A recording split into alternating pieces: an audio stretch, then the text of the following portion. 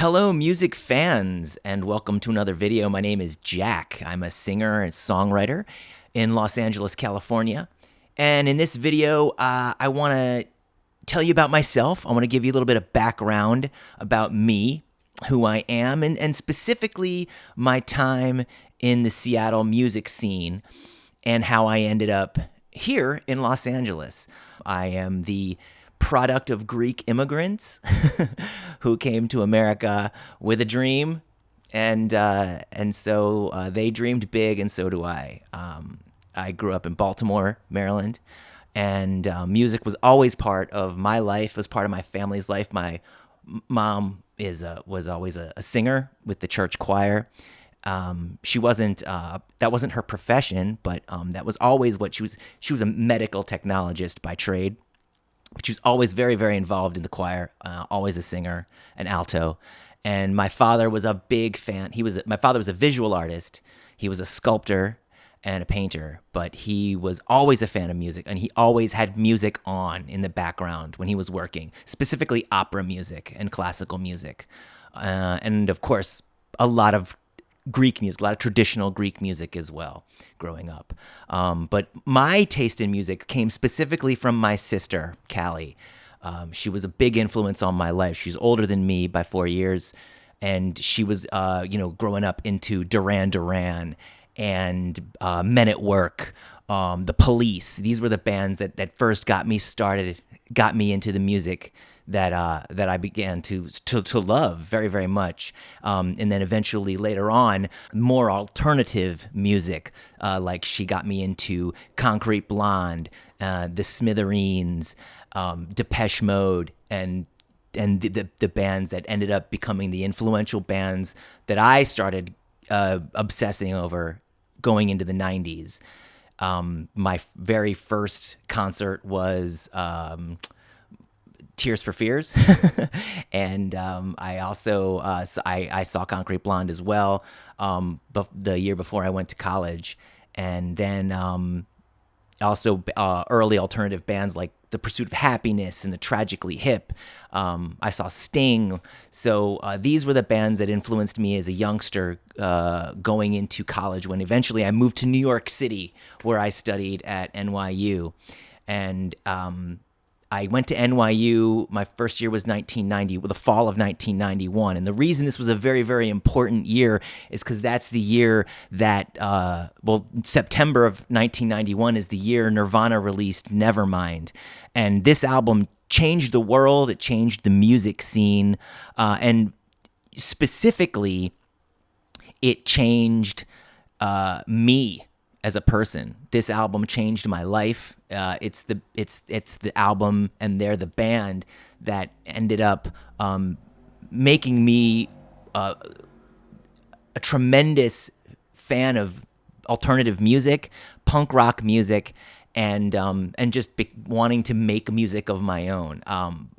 From 1991 into 1992, I began to really, really obsess over music. I listened to the radio constantly. I was always watching MTV, particularly the show 120 Minutes, because that was the music that I was into. And I started going to see a lot of shows, and I started seeing a lot of bands in New York City, because living there, I was blessed with a lot of live music. You know, every band that was touring came through New York City, so I got to see pretty much everybody. And I think that, every musician goes through that phase where they're seeing bands and they're constantly going to shows.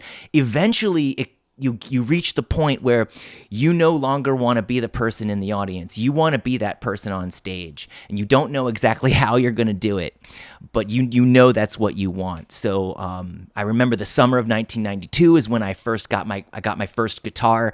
That's when I first started taking guitar lessons. I took maybe, 6, 8 lessons, no more than 10. And then the following year, I decided to start writing music, whether I was ready to or not. And the two bands that really, really, I think, influenced me early on, because I was new at songwriting, and I wasn't, experienced guitar player either. The two bands that really influenced me were Fugazi and the band Beat Happening. Fugazi's from Washington D.C., which was very close to Baltimore. So I had heard of Fugazi growing up, and I was familiar with them. And their approach to music is very independent-minded, very do-it-yourself, the DIY mentality. And Beat Happening, who was from the Pacific Northwest, specifically Olympia, Washington, which is near Seattle. And they are a band that, a lot of people wouldn't consider them master songwriters or master musicians. But, their music, while very simplistic and almost childlike, was not comedy. It wasn't funny. They're good songs and extremely memorable melodies, and their lyrics are great too. So I was inspired by these bands, their do-it-yourself attitude, and the independent-minded musicians that came out of both Washington, D.C. and Seattle. They had a lot in common. So from there, I decided to form my own band, and I found like-minded musicians who were pretty much right around where I was in terms of knowing my instrument.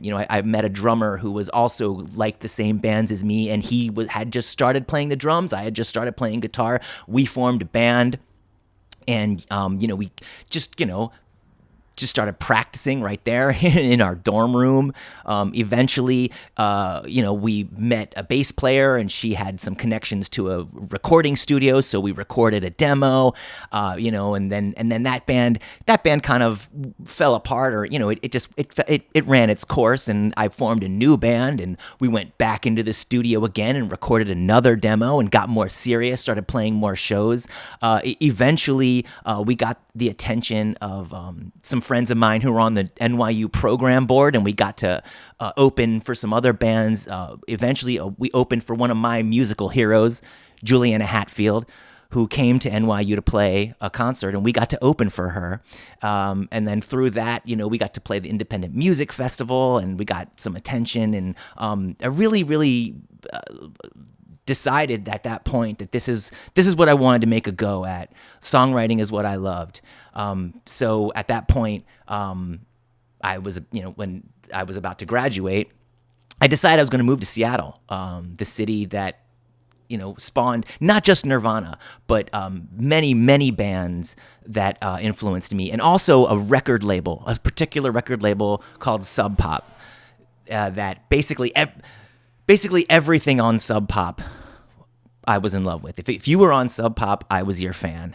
So Seattle is where I went, and I just packed up my stuff, and I moved 3,000 miles away to a city I'd never even been to before. And then once I got into Seattle, again, formed a band.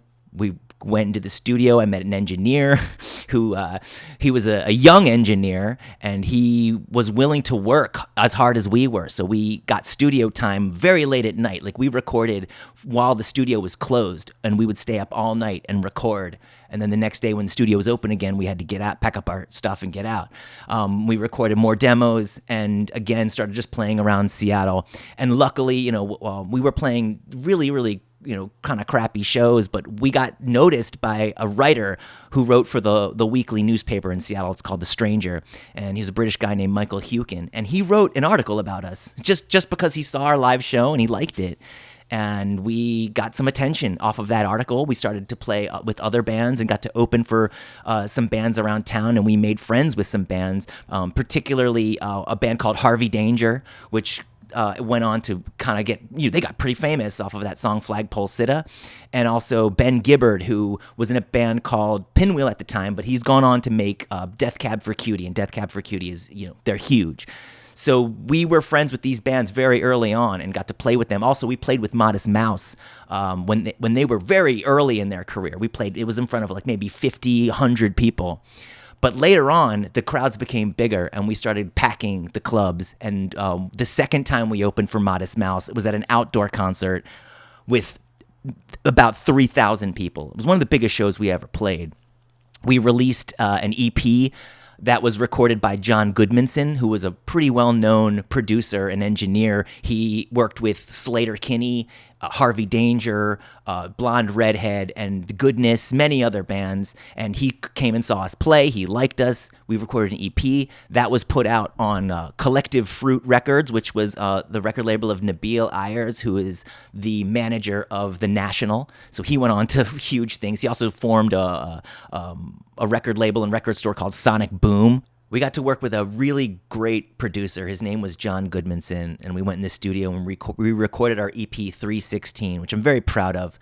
We got to make some great music, music that kind of sounds like this.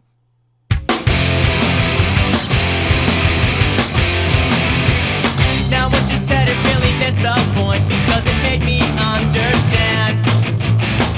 All your promises are locked up tight, with nothing left for me to have. What you said, it really missed the point, because the truth is really small. Hot-wired all my confidence, and overworked in shopping malls, and overdosed on sleeping all, and oversleeping Ruben Hall. I hear no dissonance slammed down, I'm feeling human emotion. And so all of this together really helped us become a name around Seattle in the late '90s, and we got to be with all these bands that were getting big, like Harvey Danger, Modest Mouse, Goodness. We opened for Candlebox, which was pretty crazy. That was a big show, and then we got to play clubs like the Crocodile. We opened for Rocket from the Crypt, and we got to play with the Dam Builders and Murder City Devils, and we entered a battle of the bands, and we won the battle of the bands, and we got to play the Vans Warped Tour. So all of this together got us noticed by a record label in Portland, Oregon called Tim Kerr Records, which was run by a guy named Thor Lindsay. And they're famous for putting out the Dandy Warhols and Everclear and a lot of other big bands that had come out of Portland, Oregon. But before we had a chance to put that record label out, two things happened. We had a falling out with our manager, and also Tim Kerr Records kind of went out of business. So that kind of put the kibosh on that. We kind of had to start all over again. We played a lot of all ages shows, like at the Velvet Elvis, and playing with hardcore bands, bands like Botch and Trial and Nine Iron Spitfire, and these hardcore bands that didn't really sound like us, but the energy was there, and we developed a new following. But eventually, and also, I would be remiss if I forgot to tell you that I ended up working for Sub Pop Records. So I got a job working for the record label that I moved to Seattle because of. So that was amazing that I got to work in their warehouse and in their record store. I got to do college radio promotion. It was incredible to be around all this music and in Seattle at this particular time. It was magical. But as all things eventually come to an end, this time did as well. I'm not going to go into the gruesome details of everything that happened at the end, but eventually I had decided that it was time to leave Seattle. I felt that at that point we had reached sort of a plateau, and we weren't going anywhere. My girlfriend at the time was going to school in New York City, and so I decided to pack up, leave Seattle, and move back to New York City. Now, looking back on this, as hindsight is always 20/20. I look back on that decision, and I regret it. I kind of wish that I'd stayed a little longer. I do feel that there was a lot left on the table, and it was, when you abandon a dream like that, sometimes you do it. You do it with a lot of haste, and you don't really think about it because you're young, and I feel like there was more that could have happened, but I did what I did, moved to New York City, and I continued to make music. I continued to be in a band called Poison Ivy League, which is a little bit later on when I was living in Brooklyn, and we sounded a little bit different. We sounded a little bit more like this.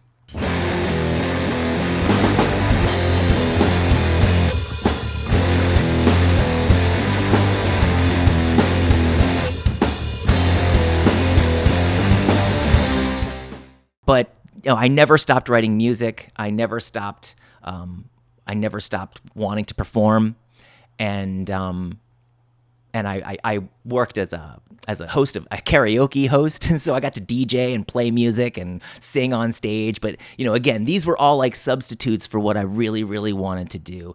In 2015, I decided to move to Los Angeles to make a career in the entertainment industry. Either as an actor, I'd gone to NYU for acting. I also was interested in stand-up comedy, so I wanted to start doing that. And I moved to Los Angeles specifically to pursue an entertainment career. But a funny thing happened when I moved here, and that is all of a sudden, all this music just came to me. Songs just came to me in my sleep, and I would wake up in the morning with a song in my head. And about a couple years ago, I started to take these songs seriously. I sit down and started writing them, and I think that these songs are songs that need to be heard. They're songs that I want to play again, and I want to record them, and I want to pick up where I left off 20 years ago. My purpose is to heal, because I feel like making this record is going to heal me. It's going to heal these old wounds that I left, these loose ends that need to be tied up.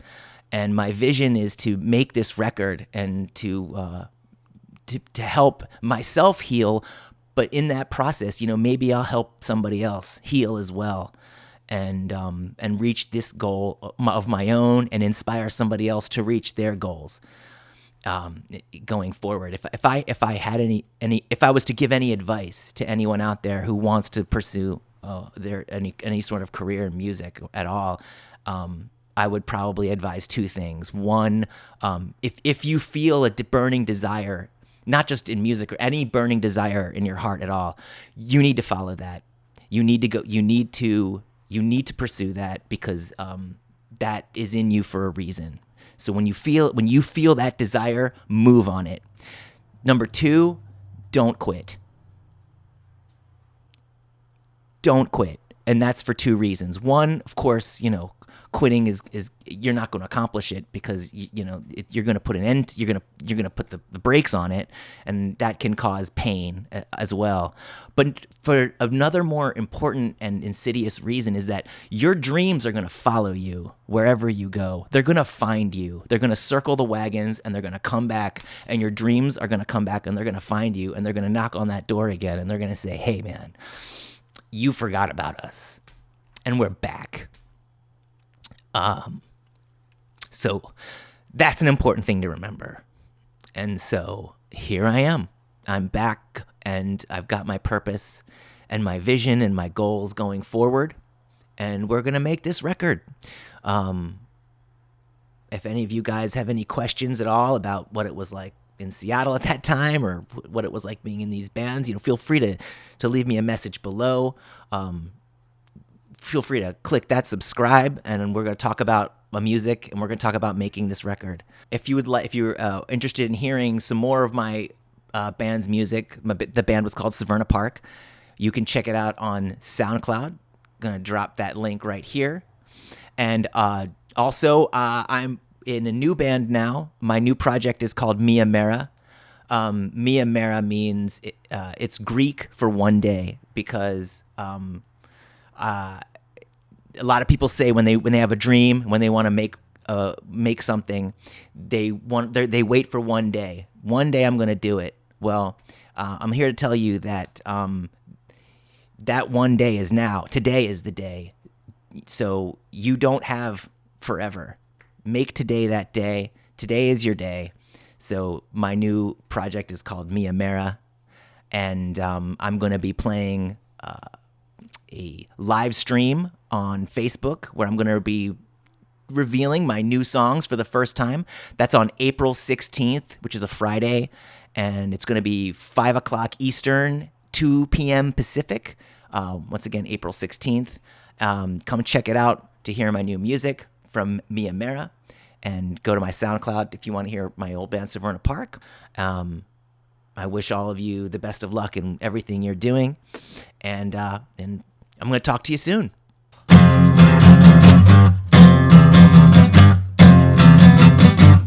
Now what you said, it really missed the point, because it made me understand are locked up tight with nothing left for me to have.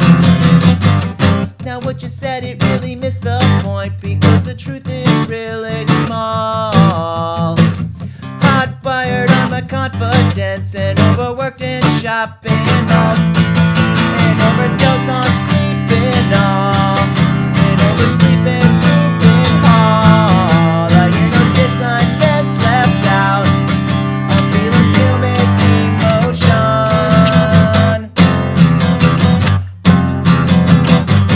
and even nothingness is comforting when you can manage life without. Sturdy balance beams of confidence leaves very little room for doubt. Doesn't matter that we take within the pain the other left without. You couldn't handle all the weaknesses buried within this broken heart. I couldn't even scale the wall, or even anything that tall. I need a dissonance left out. Human emotion.